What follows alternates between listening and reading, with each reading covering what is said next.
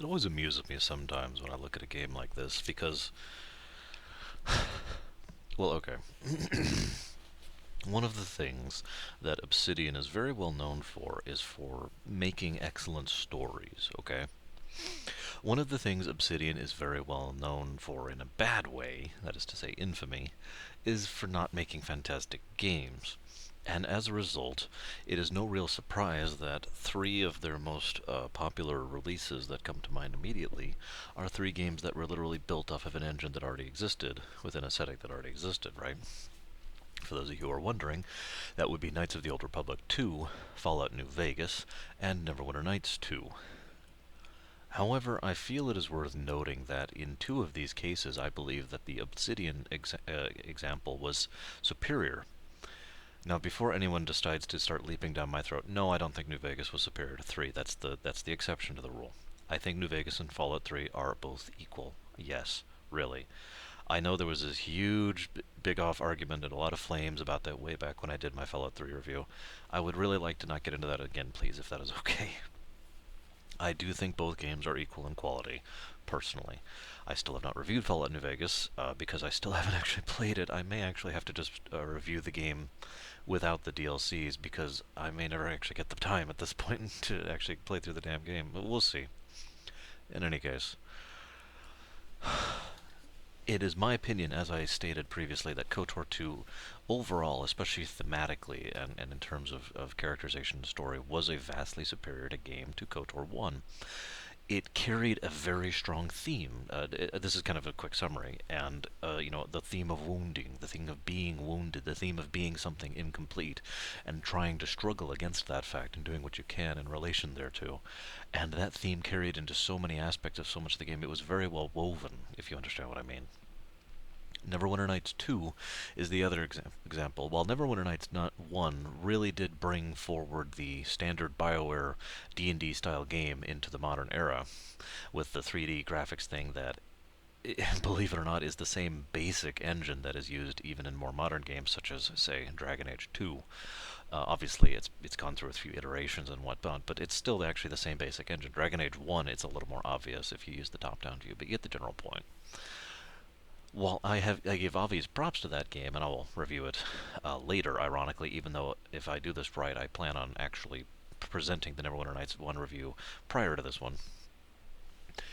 Neverwinter Nights 2 was such a superior game in so many methods. Now, obviously, it came out later. The graphics were polished and touched up, and it actually looked much nicer across the board. The UI was significantly easier to use, much more customization. You had options. You could play it from the third-person perspective much easier, or from the top-down perspective, however you wanted to do it. There were a lot more things you could do with Neverwinter Nights 2 than you could with 1. Okay, that's always a definite plus to have the user interface and the user friendliness to be increased. I've always been in favor of that. But the real reason, well, okay, I don't want to get into that. That's a big deal. Let's talk about several of the things that Neverwinter Nights 2 did very well. Actually, before I go into that, as with Neverwinter Nights 1, I will be discussing the major expansions, not the minor ones. For example, when I get to 1, I will be discussing the Shadows of Unrentide and Hordes of the Underdark. In this case, I will be discussing Mask of the Betrayer, and that's it, actually. Now, for those of you who don't know, both Neverwinter Nights games are set in Faerun, Forgotten Realms. Both are very loyal and keep very strongly to the overall canon, and it has been argued back and forth whether or not the games actually did happen in canon. The general consensus amongst geeks, such as myself, is that yes, the Neverwinter Nights games do actually count as canon. And so that's always a plus. That's always nice to know that this stuff does actually matter in the long scale, rather than just being a romp like, say, Baldur's Gate Alliance is a good example, on the PS2, I believe it was. Um, there's a type of D&D which has formed a lot of my own custom rules over the year, which I tend to refer to as video game D&D, for lack of a better term. So many of the concepts of D&D don't translate directly well into video game format, and so they modify them. And many of those modifications I actually enjoy. My favorite example is the addition of a whole new skill whose entire purpose is to identify items rather than spending an hour in a pearl every time you want to identify something. Now, if you're sitting down at a D&D thing, sure, you can just say, I spend an hour going, identify, identify. That's always bothered me, admittedly. But instead, you just roll this appraise roll, which is something in my custom rules if you've looked at my thing over on the forums. And you get to learn a certain amount of information based on that. I like that. Another thing I like is the idea of quick resting. I don't use this per se. I will use this under extreme or certain circumstances, but there's no actual hard rule about it. But in video game terms, what it means is when you hit the rest button, the rules are very simple. No enemies nearby, and nearby is determined by a little bit larger than the screen radius. And you have to be not actively in combat, and you can rest, and it acts like a full 8 hours of rest. All your spells are reset. I'm having trouble talking, and I've done 3 videos tonight. No wonder. And all that stuff. Your health is refilled to full. All your dailies are renewed. That kind of thing, right? Now, that sort of thing is something I'm actually very much in favor of in a video game because otherwise it gets kind of silly and it would extremely limit the game developers in what kind of designs for their dungeons that they could do. After all, when you are fighting someone in actual D&D, it is true turn-based. You have an infinite amount of time, theoretically speaking, in order to decide on your next move and to be as strategic and tactical as you can. In a video game, it's done in real time, and this is another thing they do, by the way. They interpret the 6 seconds rule basically, literally. Every 6 seconds is one turn. So everything that happens that is inputted either from you or from them within a 6-second period will happen at the next 6-second interval, if you follow me. And then everything you do in here will happen at the next 6 second. But even with that pseudo turn-based, it is still active. Stuff is still happening even as you're standing there waiting for it to happen. So, it's harder to keep up. And as such, giving that little bit of a blanket of support, basically, that the rest thing offers was a very good idea, in my opinion. I also have to give props to the music while I'm on the subject. Neverwinter Nights 2's music is actually really good. I really enjoy it. I do have several of the songs downloaded, and I really enjoy, as I've talked before, it does a very atmospheric thing. It's like Mass Effect or I don't know, Fallout is another good example. It really does add to the general atmosphere of wherever you are at the time or whatever you happen to be doing. Um, One of the other things Neverwinter Nights has, 2 especially, but the video games in general have done is they've really worked with the party mechanic. For example, one of the things I mentioned, the real time thing. That's not technically true because you can pause. If you want to have a greater degree of control over your characters, you can pause, and you can even switch which character you're giving orders to right now, basically. Switch between your custom-made character and all the other characters and be like, here, you go do this, and here you go to this, and you go to this. Okay, unpause. If you feel like it, which I think is a nice addition. I obviously don't play that way because I forgot about that until just now. But it is a nice addition, and the fact that you can give custom orders to different party members is extremely helpful. Even though their general AI will cover things relatively well, sometimes when you're in a tight fix and you need things to go in a certain way, it's nice to be able to say, you do this, you do this, you do this, let's go.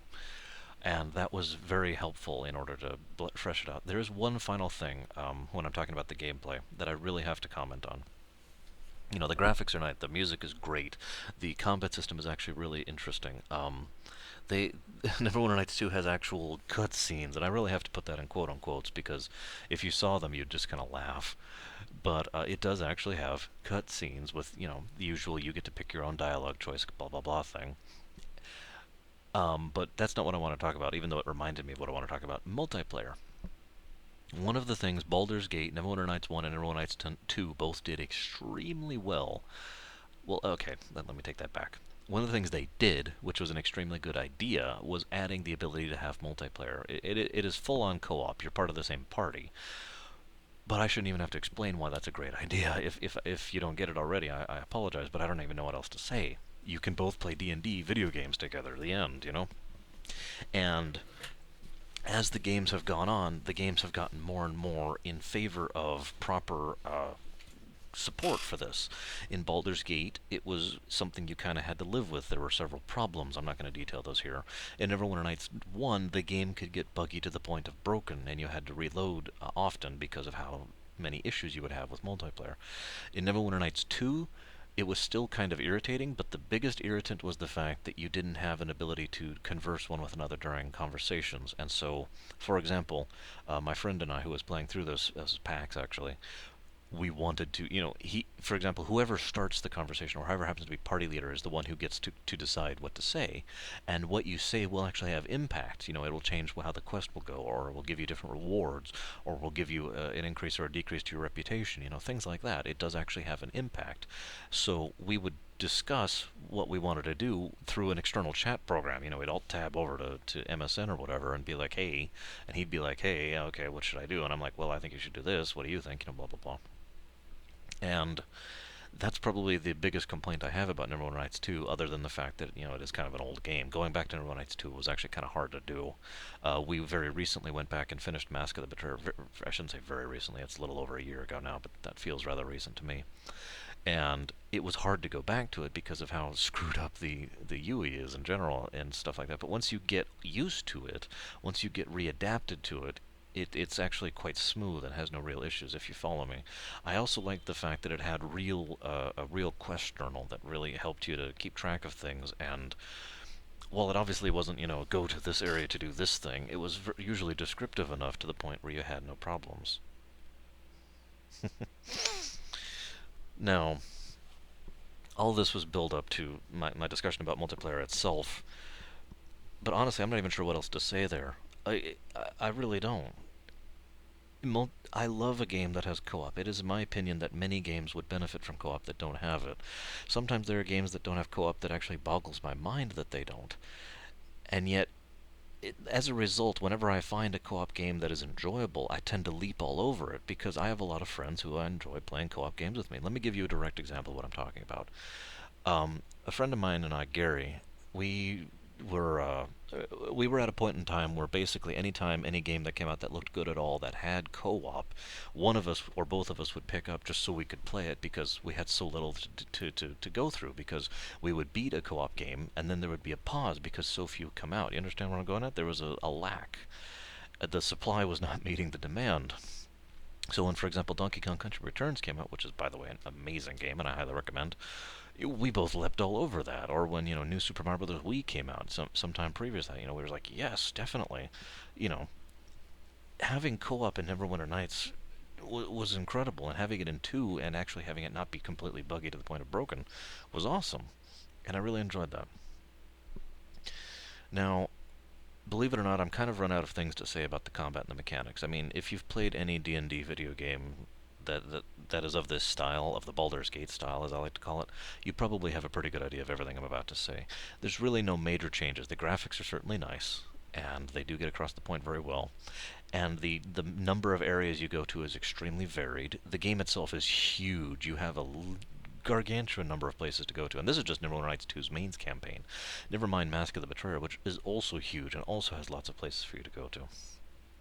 And both of these games, it's very obvious that they did their homework, basically. There's a reason that these games are considered canon. Everything that happens completely fits in with the overall tone and history and lore and general sense making of Forgotten Realms. And it is no twist to say that, oh, well, that doesn't make any sense. No, of course it makes sense. It makes perfect sense. One of the other things is they tend to do a style of storytelling. This was done in KOTOR 2 as well. That is called well, actually, I don't remember what it's called. And I can't even remember what I tend to call it because I tend to change my name because what I name it because I'm weird like that. But in general, it's the second twist. Okay. It's the idea of having a reveal relatively early on, a twist, such that the viewer or the player or whatever basically stops looking for a twist, if you understand what I mean. They get the twist over with, and then much further into the game, they get the real twist, which actually surprises you because you're not looking for that one, if you understand what I'm going for. Because so many people in the modern era look for a twist in stories. It's just common. And so the double twist is a good way to get around that, as is the untwist, which I'll talk about later. Not in this video, another video. So having that kind of double twist with the Neverwinter Nights 2 worked really well, and they did it again in Mask of the Betrayer because we learn a decent amount about what's going on, and then we learn the truth pretty much right at the end there, and it's like, ooh. Now let me just get this out of the way right now. Do I recommend Neverwinter Nights 2 and Mask of the Betrayer? God, yes. If you want to play a video game D&D game, it is my honest opinion that this is probably one of the best ones you're going to get. Keeping in mind that Planescape Torment is probably a superior game overall, it is much harder to get into, much harder to find, much harder to get working. The user interface is much worse, and there's so many other obstacles and hurdles you have to overcome in order to truly enjoy that game. That if you are trying, again, if you're trying to get into this thing, if this is your first video game D&D game bang, or video game D&D experience, Neverwinter Nights 2 is probably my biggest recommendation for doing that. And I do recommend you pick up Mask of the Betrayer. It is a direct follow through. You're playing the same character you did in the main campaign, and the events thereof do have immediate relation to what was happening in Neverwinter Nights 2 to some extent or another. Now,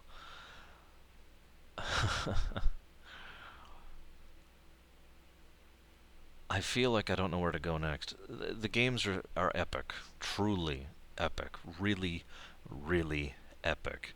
The scaling up. You start off in Neverwinter Nights 2, the beginning, and your village is attacked by some lizard people, and that's basically the extent of it.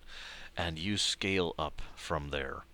And then you scale up, and then you scale up, and then you scale up, and then you scale up, and then it reaches the point where you're at about like the 2/3 point through the game, and you're negotiating with demon lords and devil lords and trying to figure out how you can work your way through this, and then it somehow manages to keep going up from there. It is really well done, and the overall plot manages to feel very epic and very impacting, even ignoring the fact that most of these villains and these forces you've probably never heard before, even if you're familiar with Forgotten Realms.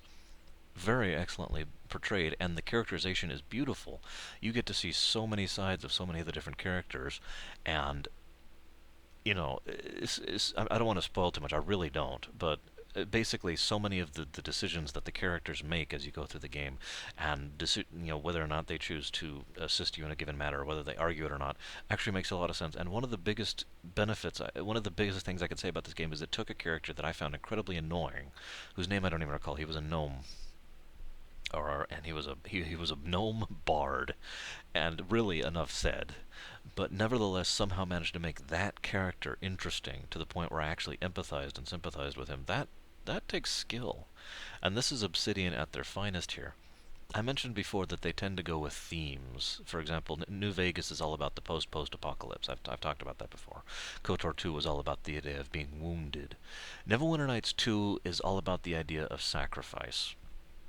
The entire game is centered around this concept of victory through sacrifice, defeat through sacrifice, advancement through sacrifice. The idea that no matter what you do, you have to pay to get there. And anybody who cheats, if you know what I mean, anyone who tries to sidestep that, ends up paying even worse in the end. Nowhere is that more obvious than in our warlock friend, whose name escapes me off the top of my head. Although I probably wouldn't tell you it anyways because, again, spoilers. But you get the point. It's a very strong, pervading theme in all of the characters. One of probably my favorite portrayers of that is actually Sand, who we only learn bits and details about his past, but everything we learn about him highlights the fact that this man knows exactly what sacrifice and that word means, and knows how to live with that and deal with that. And Lord knows the main character goes through that as well. I mean, my God. Um, and hell, your own backstory is you get the general point. It is a very powerful theme throughout the whole thing. God, I don't even know where to go to next because I really enjoy the level of depth that they went to in so many of the characters. Not just the player characters, not just the people who join the party, but so many of the people you interact with as you go. One of the things I do feel I want to touch on is the keep. This is awesome to the nth power, in my opinion, even though it is relatively limited, and even though it ultimately forms a suicide mission type thing. I'm sorry, let me explain that. In Mass Effect 2, there's an event called the suicide mission, which if you do certain things in certain ways, it turns out right, or, the best possible aspect, and it can go downhill from there. Same general concept here. This keep, depending on how well you do with it, will do so well towards the end of the game, and you'll have so many. You'll either have assistance or no assistance, or it'll just be overrun. When the army comes to hit you, how well you're prepared will help determine that. But even ignoring that, this is what I like to call the Suikoden Factor, because because that's one of the games that most commonly has this. I've talked about this before. It's the idea of having a real estate, really, is what it comes down to. Having a home or a home base or a fortress or an island or a ship, something that is yours, that you customize, that you upgrade, that you enhance, that is your little piece of the world. That's why I like to call it real estate. It is extremely certain players really love that kind of thing. I am obviously one of them. I love that concept in a game. Even Breath of Fire 2, for example, had the township, which I loved. I loved going around and customizing that thing. And so having this whole keep that I could throw money into and change taxes on and go find mineral nodes for, and I can hire these people for, and I can send these players. By the way, one of the things you can do is several people will approach you who are adventurers. People playing D&D, basically, if you follow what I'm going here. And you could send them out on quests, and you could actually get useful information from them. And they start off as complete noobs because they're level 1 and they're looking for their first adventure, and by the end of it, they're like level 7 or whatever. Brilliant! The whole thing was extremely well done, and you can recruit people who can help with the farms and help with the blacksmithing and all sorts of things. Absolutely love it, really I do.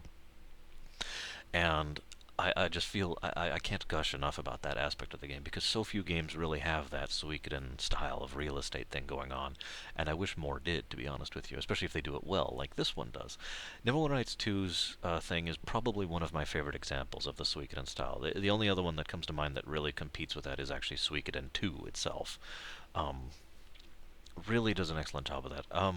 Let's see, what else did I want to talk about with regards to this wonderful game? Which, by the way, obviously I'm giving a very strong recommendation to this game. One of the here's a question I've been asked directly. Do I consider Neverwinter Nights 2 in the art category? Yes, but admittedly only barely. Part of that is because so much of the strength of the story is carries so much of the rest of it, if you know what I mean. While the game itself is well, okay, I'm sorry, I'm actually saying this wrong. Let me take a step back, okay? Planescape Torment is a superior story. The end. Baldur's Gate 2 is a superior story. The end.